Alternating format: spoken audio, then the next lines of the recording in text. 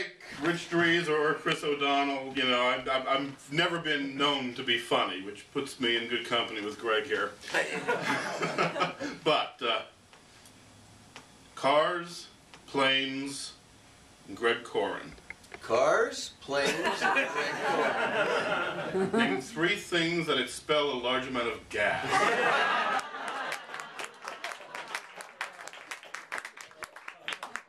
Seriously false. You didn't say that, did you? You really said that. I really said that. Anyway. At least somebody's laughing, Paul. At least somebody's laughing. Greg and I go way back, and we've done a lot of shows together. Last year when we were collaborating with Plantagenet Productions, which is the group we put together on a production of Who's Afraid of Virginia Woolf, I thought there was no one more qualified in the area to direct the show for us than Greg. I mean, who knows booze like he does? I mean, last night we were out at the bar. Don and I were out with Greg last night, and you know, I know the bastard drinks, but you know, 5 years after he dies, his liver will win a Charleston contest. This past Christmas, Greg was visited by 3 spirits: bourbon, scotch, and a small pint of gin. Anyway, we're here to roast Greg tonight, and well, at least that's what he thinks. I mean, we're all gathered here. We've got some people down at his house, and they're auctioning off all of his belongings. Now,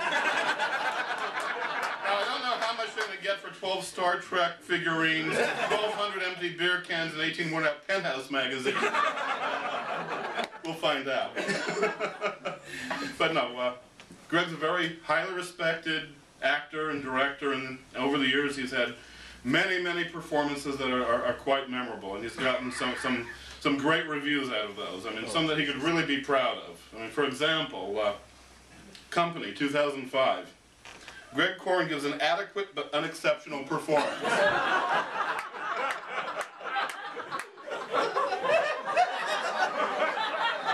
Cementville, 2006. Greg Korin has bitten off more than he can chew. 2007, The Rocky Horror Show. Korin's Dr. Scott is good for a laugh, if nothing else. Speaking of which, Greg always did promise us one laugh at least, and he did deliver on that. Unfortunately, it was in a gripping drama. Of course, I was outraged when I read a review online of Greg's masterful narration of The Polka King. I mean, a critic assessed his performance as a Hollywood actor doing a bad northeastern Pennsylvania accent.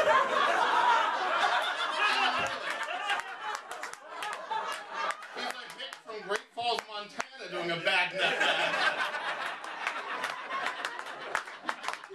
And of course, right here in this theater, directed by myself and written by Tom, Greg did his one-man show, Marcinkus.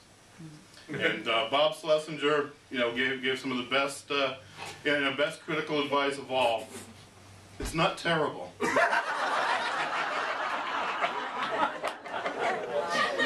no, I'm glad so many of you came out tonight to roast Greg. I mean, when I look out there in the audience, I see so many old friends I haven't seen in ages. Jack Gibbons, still alive, I see. Rich Dries, John Sugar, they're with their daughters.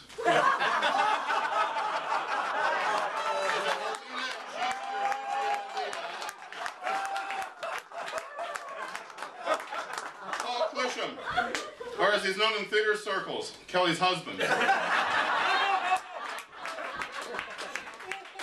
Carla Rack hooked up to her IV of Merlot. Popcorn? Alex DeVirgilis. You know, I'm glad we're not roasting Alex tonight. Alex is so thin that he's so thin. I mean, he's so thin that he'd be underdone in half an hour, like most of his stage performances. You know, I thought Walter Mitchell was going to be here tonight. Is Walter here? Did he make it? He's not here. He is. He's here. Walter's here. Well, you know, Walter, you look great for your age. I mean, look at those teeth. Those teeth are like the stars that come out at night. Come on,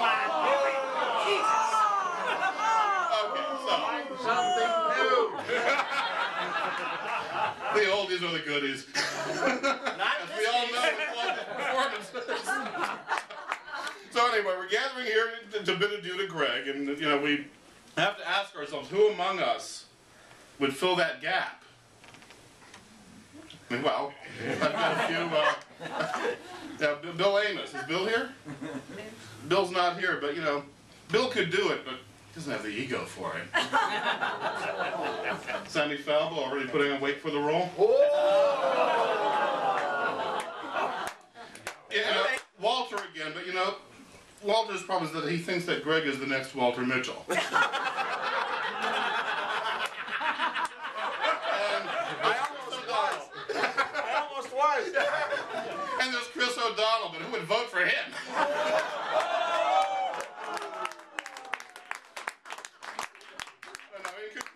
In conclusion, Greg, I'll be Paul Lindsay or Charles Nelson Riley any day. In the world of jam, you're a marmalade.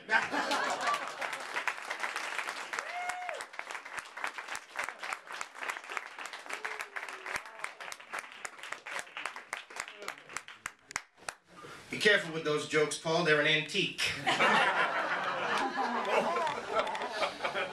That one joke was so old, its vagina had mice.